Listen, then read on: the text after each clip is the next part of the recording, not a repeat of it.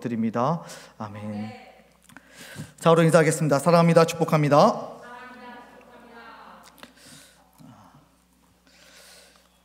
여러분은 위기에서 생각나는 사람이 있으십니까? 이 사람이라면 믿을만 하고 의지할 수도 있겠다라고 하는 사람, 내 일처럼 여겨주고 또 간절한 마음으로 나와 함께 이를 도모해 줄 수 있는 그런 사람, 그런 동역자가 우리 곁에 하나만 있다라고 할지라도 힘이 나고 자신감이 생길 것입니다. 내 인생에 대해서 축복해주고 끊임없이 날 위해서 기도해주고 내가 생각할 때 마음을 같이 해주는 그런 친구가 하나 있다는 것, 동역자가 하나 있다는 것, 그것은 정말 하나님께서 우리에게 주신 관계의 축복일 것입니다. 오늘 본문에서도 사도 바울이 믿고 또 신뢰할 만한 인물들이, 동역자들이 등장하고 있습니다. 오늘 어떤 동역자들인지 함께 살펴보면서 하나님의 교훈을 얻고자 합니다. 원래 이제 고린도 후서 말씀은 계속해서 여러분들이 생소하게 느낄 것이 아니라 계속해서 이제 보아왔어요. 보아오다가 갑자기 제가 성 해방 또 성에 대한 너무 무분별한 상황들을 드라마를 통해서 또 매체를 통해서 딱 느끼고 난 다음에 갑자기 화가 나서 갑자기 쭉 고린도후서를 보다가 그쪽으로 설교가 새기 시작했어요. 그러다가 다시 정신을 차리고 돌아와서 오늘 이제 다시 고린도후서를 보게 되었으니까 전에 있었던 내용들을 한번 잘 리마인드해 보면서 오늘 말씀을 함께 따라와 줬으면 좋겠습니다. 본문에서는 사도 바울이 고린도 교회에 연보를 요청하게 되었어요. 연보는 무엇이냐면 버릴 연자에다가 도울 보자를 쓰고 있습니다. 그래서 자신을 버려서 남을 돕는 것이 바로 연보입니다. 자신을 희생해서 다른 지체들 그리고 교회들을 돕자라고 하는 것이 바로 연보이고 지금으로 말하면 헌금을 내는 것이라고 이야기할 수가 있겠습니다. 시대를 막론하고 재정적인 것은 굉장히 민감한 내용들이고 또 분야이기 때문에 함부로 말을 하지 않는 것이 어떻게 보면 좋을 수도 있는데 오늘 성경에서는 너무 편안하게 너무 툭 던져놓는 것처럼 사도 바울이 그에게 연보에 대해서 이야기를 하고 있습니다. 그런데 연보를 할 수 있는 그런 이유를 제시해 주거나 동기를 무슨 부여해 주거나 또 이걸 어디에 사용할 건지에 대한 목적이나 이런 것들이 전혀 기술되어져 있지 않고 그냥 이게 툭 던져 놓는 느낌을 받습니다. 아무리 사도 바울이라고 할지라도 이렇게 노골적으로 요구할 수 있는가 하면서 자료를 찾아보다 보니까 앞서 고린도전서 16장에서 이미 성도들과 연보에 대해서 이야기가 다 끝마쳐진 상황이고 이미 이런 사역들이 진행되고 있는 상황입니다. 그래서 이제 사도 바울이 편안하게 이렇게 말을 던진 거죠. 그 사역들이 잘 진행되어져 오고 있었습니다. 사도 바울이 고린도 교회에 있을 때는 근데 그가 에베소 교회로 옮겨가게 되면서 거기에서 이제 개척을 하게 되었죠. 그래서 그 약속했던 사역들이 잘 진행이 되고 있는지 알 길이 없었던 것입니다. 당시에 바울이 헌금을 횡령하고 있는 것은 아닌지 의심하는 일부 거짓된 사람들이 굉장히 많이 있었기 때문에 고린도 교회 안에서 그의 입지는 이미 줄어든 상태입니다. 그래서 가고 싶어도 고린도 교회에 지금 갈 수 없는 그런 상황 속에서 이 중요한 사역들이 이 거액의 연보의 사역들이 잘 이루어지고 있는지 잘 마무리되기를 그런 마음으로 편지를 또 그렇게 쓰게 된 것입니다. 편지를 쓰기는 쓰기인데 이 편지를 이제 써놨는데 누가 가져갈 것인가? 고린도 교회에 이게 이제 가장 중요한 문제가 되겠죠. 자신의 뜻이 있다면 그 뜻을 전해 주어야 하는데 그 뜻을 전해줄 메신저가 필요한 것입니다. 이에 사도 바울은 총회하는 동역자 셋을 고린도 교회에 파송을 하게 됩니다. 사도 바울이 어떤 인물들을 이 중차대한 일에 투입시키고 있는지 왜 그들을 보내고 있는지 오늘 말씀을 통해서 함께 살펴보려고 합니다. 첫 번째 등장하는 인물은 바로 디도입니다. 디도가 등장하고 있어요. 디도는 바울에게 있어서 정말 없으면 안 될 만한 그런 정말 중요한 사람입니다. 디도는 안디옥 사람이기 때문에 헬라인이에요. 그래서 이방인이라고 볼 수가 있습니다. 그럼에도 불구하고 바울과 함께 짝을 이루어서 사명을 잘 감당했던 인물입니다. 그가 예수 그리스도를 영접하고 나서 사도 바울은 디도서에서 참 아들이다라고 표현할 만큼 각별한 관계를 자랑하고 있습니다. 그리고 사도 바울이 있는 곳에 항상 그가 동역자로 서 있는 모습을 볼 수가 있어요. 바울은 예루살렘에서 중요한 회의가 있을 때에도 혼자 가지 않고 디도를 함께 대동해서 데리고 갑니다. 또한 디도가 헬라인이기 때문에 사람들에게 공격을 당해요. 이방이니까 할례를 받아야 되는 거 아니야? 할례를 받아야 너도 사역자로 서시는 거 아니야? 이런 이야기가 있을 때, 그런 논의가 막 활발하게 진행될 때 온몸을 다해서 할례를 받지 않도록, 강요하지 않도록 막아세웠던 인물이 바로 사도 바울입니다. 이것으로 보아서 디도가 사도 바울에게 있어서는 정말 없어서는 안 되는 매우 중요한 사람, 선교 사역의 핵심적인 사역을 감당하는 사람이라고 볼 수가 있습니다. 이번에 이 고린도 교회 사건이 터지면서 이 연보에 대한 중요성을 가지고 있었던 사도 바울은 이 위기에, 이 어려운 순간에 가장 먼저 떠오르는 사람이 있었으니 그 사람이 누구일까요? 바로 디도입니다. 사도 바울이 다시 한번 위기 속에서 그렇게 디도 카드를 꺼내고 있는 것입니다. 역시 사역을 맡은 디도는 마치 불난 집에 소화기 하나 들쳐매고 불을 진압하러 들어가는 그런 소방관처럼 바울의 편지 한 장 들고 그렇게 고린도 교회로 뛰어 들어가게 됩니다. 이처럼 디도는 항상 힘든 일을 도맡아 하는, 또 마무리하는 그런 사역자였습니다. 야구로 말하면 마지막에 던지는 돌직구를 던져서 이게 크로징을 해야 되는 크루저의 역할을 감당했던 것으로 알 수가 있습니다. 그러니 사도 바울이 믿고 의지하면서 정말 아낄 수밖에 없는 사역자였던 것이죠. 그런데 그 외에도 사도 바울이 그를 등용하는 이유가 이제 등장을 하게 되어집니다. 우리 16절 말씀 함께 읽어볼까요? 16절 말씀 시작. 너희를 위하여. 어때요? 디도는 어떤 마음을 가지고 있는 사람이었습니까? 바로 그렇죠. 바울과 같은 간절함을 가지고 있었던 사람입니다. 같은 간절함을 품었던 사람입니다. 하나님의 나라와 복음 전파라고 하는 그런 바울의 이끌는 마음을 디도도 똑같이 품었던 것입니다. 우리가 살아가면서 느끼는 것 중에 하나는 같은 마음을 품는 것이 참 얼마나 힘든가입니다. 함께 가족으로 그렇게 오랜 시간들을 살아가면서 부대껴 봐도 같은 마음을 갖기가 굉장히 어렵다는 것을 우리는 가정을 통해서도 알 수가 있습니다. 더욱이 요즘은 포스트 모던 시대가 되었죠. 그래서 각각 생각하는 것이 진리가 되는 세대에 살아가고 있습니다.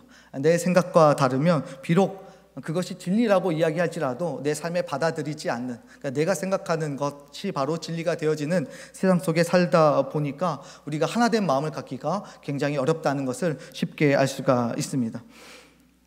그래서 참 지금은 똑같은 마음을 품는다라고 하는 것은 찾아보기 힘들고, 또 같은 마음을 품을 수 있는 친구를 만난다는 것 또한 굉장히 큰 복이라는 사실들을 더 경험하게 되는 것 같습니다. 그런데 제가 우리 남청과 또 한 사람씩 한 사람씩 이렇게 신방하면서 이야기를 하다 보면 공통 분모를 발견하게 됩니다. 다들 남청에 대한 간절한 마음을 가지고 있다는 거죠. 마음속에 안타까워하는 마음도 있고, 또 기대하는 마음도 있고, 또 이 남청과 함께했던 시절 속에서 하나님께서 주신 은혜들에 대한 사모함도 있고, 또 그런 은혜들이 지금도 좀 흘러오기를 간절히 바라는 그런 마음들이 누구를 만나든지 함께 나누게 되어진 것을 경험하게 됩니다. 우리 남청이 더 건강하고 부흥하는 공동체, 서로가 위로하고 또 공감하며 살아있는 그런 공동체가 되기를 바라는 그런 마음, 그런 간절한 마음은 모두 동일하게 가지고 있었다라고 하는 것입니다. 저는 그 간절함 속에서 희망을 발견합니다. 그렇다면 디도가 어떻게 바울과 똑같은 그런 간절한 마음을 가질 수 있었을까요? 오늘 본문의 말씀의 표현을 바꾸면 디도가 같은 마음을 가진 것이 아니라 하나님께서 그 마음을 주셨기 때문에 같은 마음을 가지게 된 것입니다. 원문을 해석해 보면 순서가 바뀌어져 있어요. 원래는 이렇게 해석이 되어져야 합니다. 하나님께 감사합니다. 너희를 위하여 같은 간절함을 디도의 마음에도 주셨습니다. 주셨다는 거예요. 그러니까 디도가 같은 마음을 가지게 된 결정적인 이유는 자기가 의지적으로 가지고 싶어서 가진 것이 아니라 함께 하면서 바울로부터 많은 영향을 받아서가 아니라 하나님께서 그 마음을 마음속에 부어주셨기 때문에 똑같은 마음을 가지게 되었다는 것을 알 수가 있습니다. 마찬가지로 여러분들에게도 남청에 대한 같은 마음을 주신 분이 하나님이신 줄 믿습니다. 우리가 같은 간절함을 품고 우리 남청을 건강하게 또 아름답게 세워갈 수 있기를 축복합니다. 그렇다면 왜 하나님께서 간절한 마음을 주시는 걸까요? 다른 마음들도 많이 있을 텐데 이 간절한 마음, 애끓는 마음을 왜 주시는 건가 하는 것입니다. 중국 사마천의 사기라는 책이 있죠. 그 책에 보면 이장군 열전편이 있습니다. 이 장군은 이광 장군을 말하고 있는데 화살을 쏘면 백발백중 시키는 신궁이었습니다. 그래서 흉노족을 물리치는데 혁혁한 공을 세웠던 그런 장군이죠. 어느 날 그가 사냥을 나갔는데 바로 앞에 호랑이가 있었습니다. 그래서 절박한 마음에 그 호랑이를 향하여서 온 힘을 다해서 활을 쐈습니다. 호랑이는 화살 한 방에 툭 쓰러졌습니다. 그리고 그 호랑이 앞으로 이광 장군이 가서 보니까 호랑이가 아니라 무엇이었을까요? 불그스름한 바위였습니다. 활을 얼마나 세게 당겼는지 화살촉이 바위에 그대로 꽂혀 있는 것입니다. 이광 장군이 자신도 당황했습니다. 그래서 다시 한번 바위를 향해서 활을 쏘아 보았죠. 그러나 이번에는 꽂히기는커녕 바위에 화살이 맞고 튕겨져 나가는 것입니다. 이때 그는 화살도 간절함을 가지고 쏘아야 된다라고 하는 것을 깨닫게 되어집니다. 그래서 이 이야기에서 사속위효, 간절하면 못할 게 없다라고 하는 사자성어가 탄생하게 되어집니다. 하나님도 얼마나 우리에게 지금도 간절한 마음으로 화살을 쏘실까, 이런 생각들을 해보게 됩니다. 하나님의 간절한 화살이 우리 사랑하는 남청 식구들의 마음속에 잘 꽂힐 수 있기를 바랍니다. 아울러서 사랑하는 남청 여러분의 마음에 같은 간절함 하나님께서 주셔서 하나님의 나라를 아름답게 세워가는데 하나님께서 동력으로 또 도구로 사용해 주시기를 간절히 소망합니다. 우리 좌우로 인사하겠습니다. 하나님의 간절한 화살을 맞읍시다. 나만 맞을 수 없다, 너도 맞아라, 이런 얼굴로. 이어서 17절 말씀 함께 읽겠습니다. 함께 읽어볼까요? 시작. 그가 아멘. 디도는 바울에게 권함을 받았어요. 고린도 교회 거짓 교사들이 눈에 쌍심지를 키고 있습니다. 바울의 편지를 가지고 재정에 대한 이야기를 했을 경우에 글쎄요, 어떤 역풍을 맞을지 아무도 알 수가 없는 그런 무지한 상황, 또 무지에서 오는 불안한 상황, 두려운 상황에 놓여져 있습니다. 디도라고 해서 왜 두려움이 없고 왜 무서움이 없었겠습니까? 한 번도 살아보지 못한 미래를 살아가는 것이고 한 번도 해보지 못한 사역을 해나가는 것입니다. 지금처럼 전화를 해서 상황을 파악해 볼 수도 없고 그쪽 분위기를 알아볼 수도 없는 그런 상황입니다. 그럼에도 불구하고 그는 자원하여 갔다라고 성경은 기록합니다. 억지로 하지 아니하고 자원하는 심정으로, 그런 심령으로 자신의 사역의 현장에 던져 놓았던 것입니다. 그랬더니 하나님께서 그를 통해 역사해 주셨던 것입니다.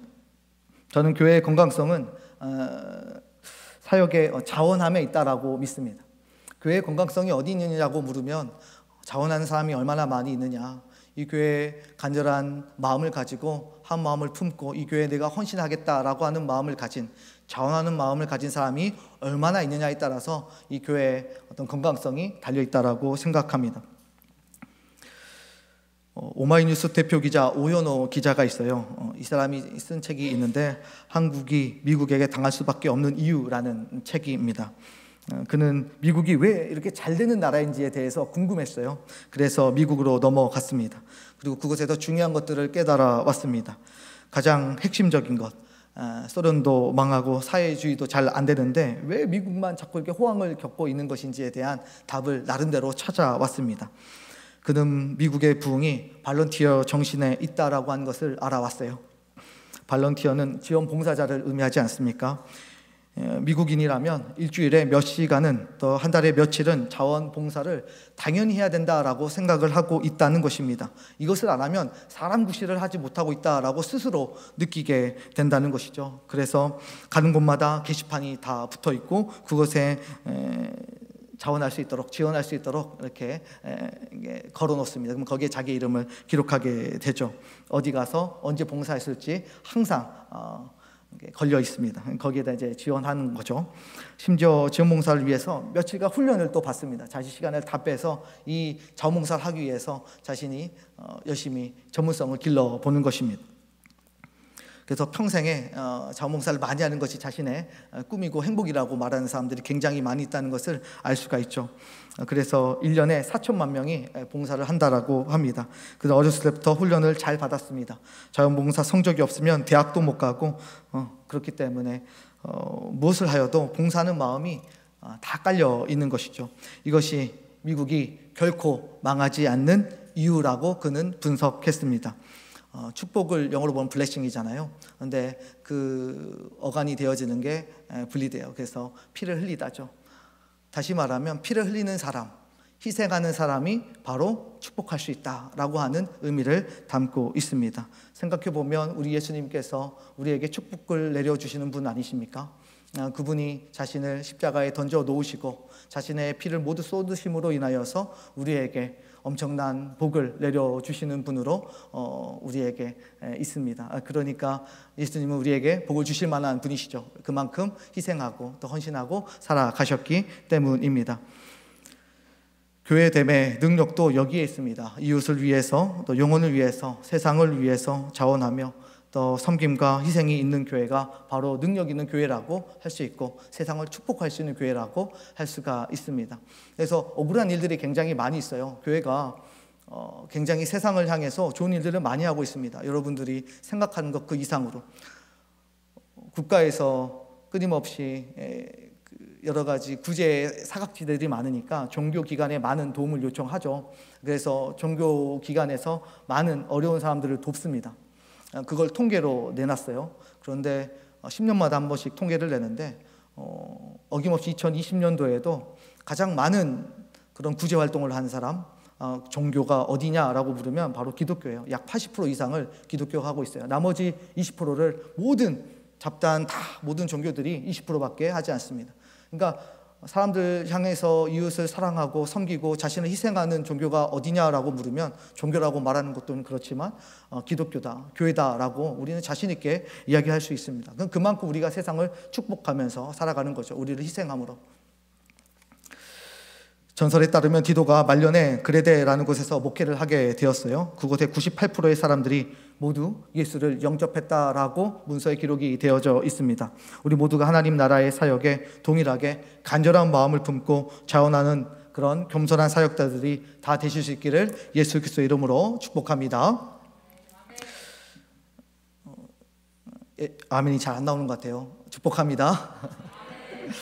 두 번째 소개되는 사람은 18절에 나오고 있어요. 함께 읽어볼까요? 시작.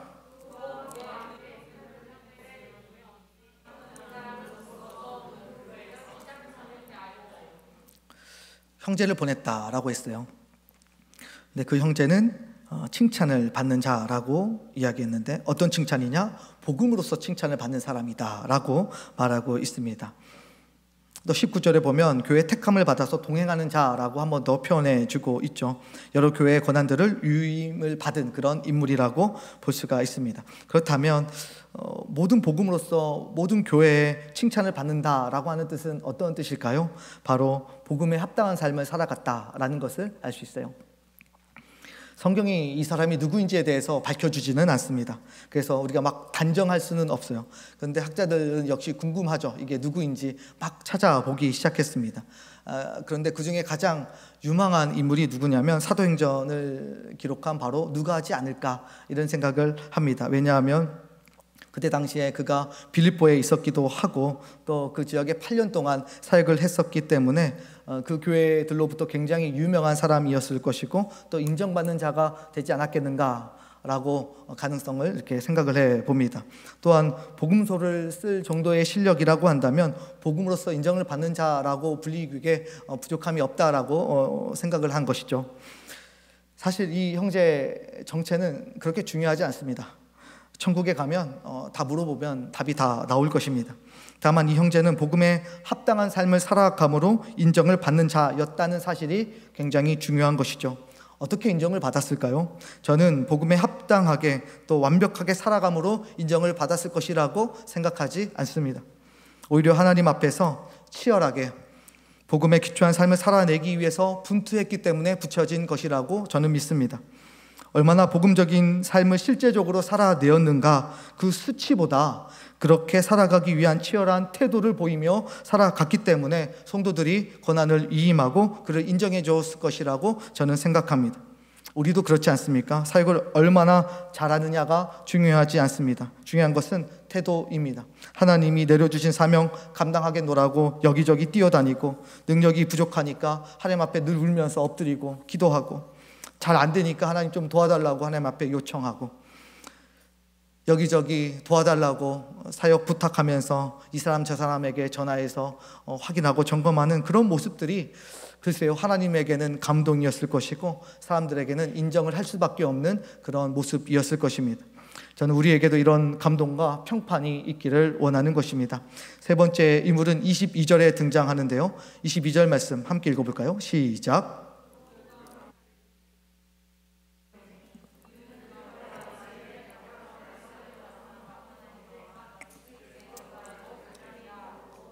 더욱 간절하니라.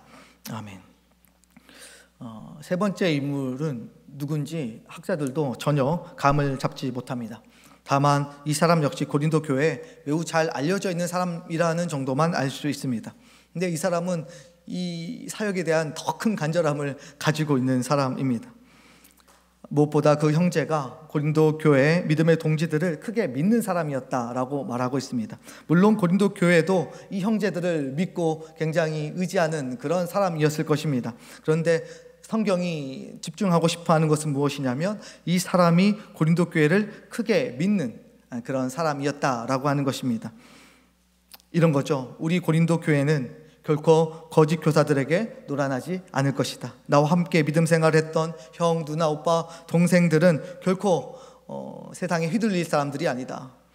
진리 위에 굳건하게 서서 정말 하나님의 이름으로 교회다운 교회를 만들어 갈 것이다. 우리가 이 편지를 가져가게 되어지면 이 연보에 대한 사역을 반드시 시작할 것이다 라는 믿음을 가지고 있었던 사람이 바로 이 익명의 한 형제입니다.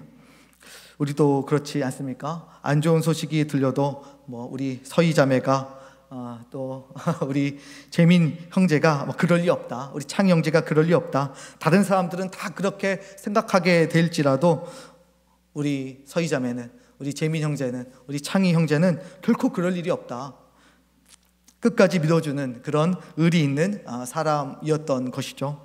사실 고린도 교회를 향해서 어느 누구도 믿음을 가질 만한 상황이 아닙니다. 교회가 붕한 만큼 분열하고 여기저기서 루머가 형성되고 있습니다.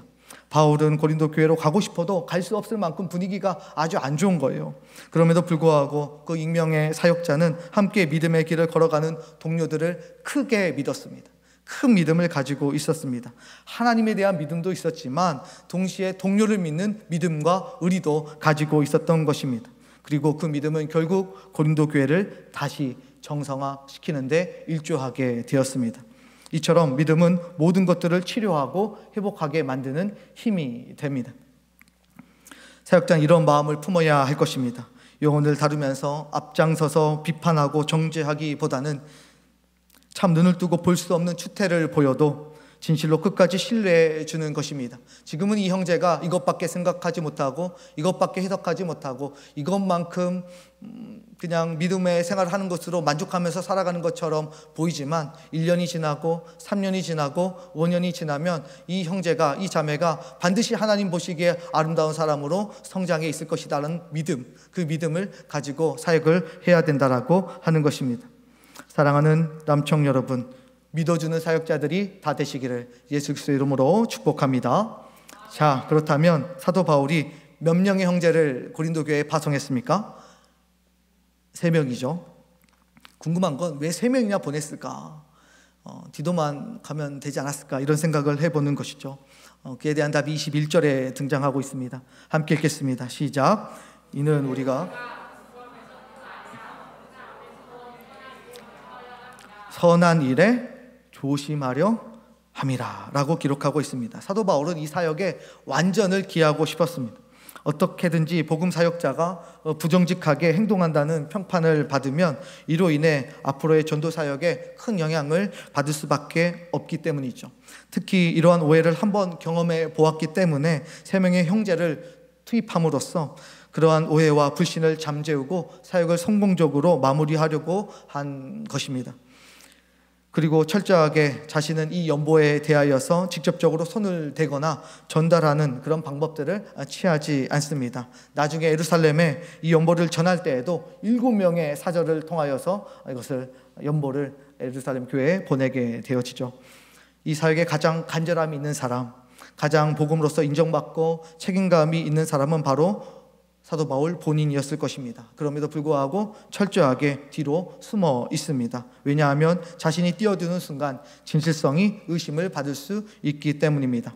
사도 바울의 성격은 원래 예스노가 분명한 사람이었고 대쪽 같은 성질을 가진 사람이라는 것을 우리는 잘 알고 있습니다. 사람 하나 상처받더라도 하나님의 사역의 효율성을 위해서라면 그 방법을 선택하는 그런 실리주의적이고 실용적인 사람이기도 합니다.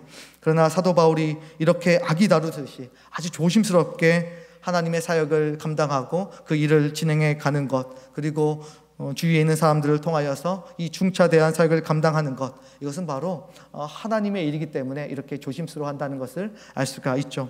내 일이라면 대충 할 수 있습니다. 상황에 맞춰서 법과 원칙도 다 뛰어넘을 수도 있습니다. 그러나 하나님의 일은 사람들에게 오해를 사지 않기 위해서 훨씬 더 투명해야 되고 진실해야 합니다. 기독교 윤리 실천 운동본부라는 단체가 매년 교회의 신뢰도를 분석하고 그 결과를 내놓습니다. 별로 제가 좋아하는 조직은 아닙니다. 왜냐하면 볼 때마다 기분이 안 좋아지기 때문입니다. 그런데 그 단체에 조사한 바가 나름대로 의미가 있습니다. 재정의 투명성에 대한 실망감이 교회의 신뢰도를 낮추고 있다라고 하는 그런 기사이죠. 이런 한국교회의 상황 가운데서 사도 바울이 참 얼마나 하나님의 일을 신중하게 하고 있는지, 철저하게 하고 있는지는 글쎄 우리에게 충분한 교훈을 주기에 부족함이 없습니다. 어느 한 유명한 교회에 횡령이 있었다는 투서를 받아서 국가에서 교회로 감찰을 나간 적이 있습니다. 모두가 그 교회를 걱정했죠. 조사하는 사람들은 다른 기관들보다 교회니까 훨씬 더 꼼꼼하게 마치 범죄자를 다루는 것처럼 수사하고 그런 태도로 일관했다라고 합니다. 그 목사님은 무엇이든지 적극적으로 돕고 협조하라고 말씀하시면서 솔선수범을 보이셨습니다.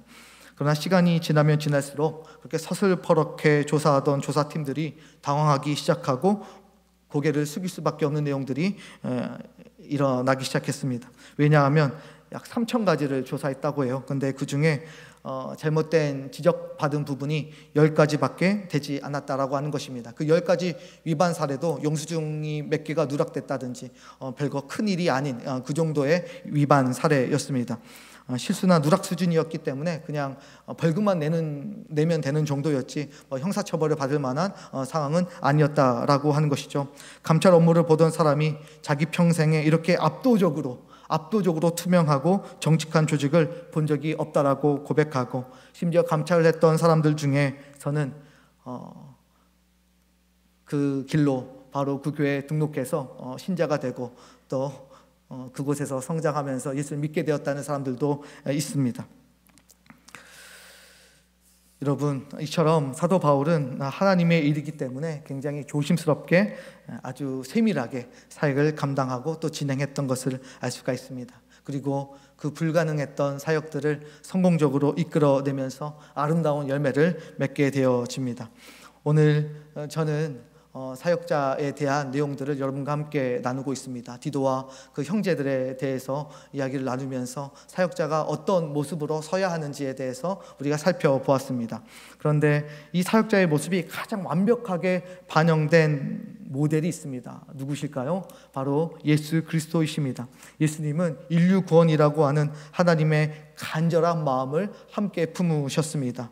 자원하는 마음으로 십자가를 지셨고 공생의 기간 동안 주의 뜻을 이루고자 누구보다 치열하게 삶을 살아가셨을 뿐만 아니라 제자들의 하찮은 수준과 치명적인 배반에도 끝까지 믿어주심으로 결국 제자들을 키워내셨고 그 제자들이 교회의 초석이 되고 교회를 아름답게 세워내었습니다.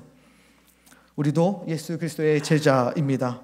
예수의 제자로 살아가는 모든 남청 여러분, 스승 대신 예수의 길을 따라가시고 그 모습을 그대로 모방하시고 예수님의 사역을 표절하면서 그렇게 살아갈 수 있기를 예수 그리스도의 이름으로 간절히 축원합니다.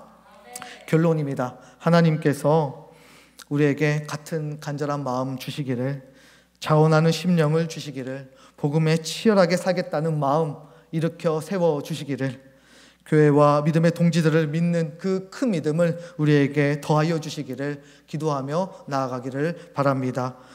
그런 삶을 살아갈 수 있도록 하나님께 당당히 요구할 것들은 좀 요구하시고, 하나님 사역할 마음도 달라고 여러분 기도하여 주시고, 하나님 나라에 참 이 부족한 사람 부르셔서 주의 사명 감당해 주시고, 하나님 나라 아름답게 세워가며 이 또한 더 큰 영광이 어디 있겠습니까? 라고 하면서 우리가 자원하는 심정으로 하나님 앞에 나아갈 수 있는 우리 모든 남성 될 수 있기를 다시 한번 예수 그리스도의 이름으로 축원합니다. 이 시간 찬양하며 주님 앞에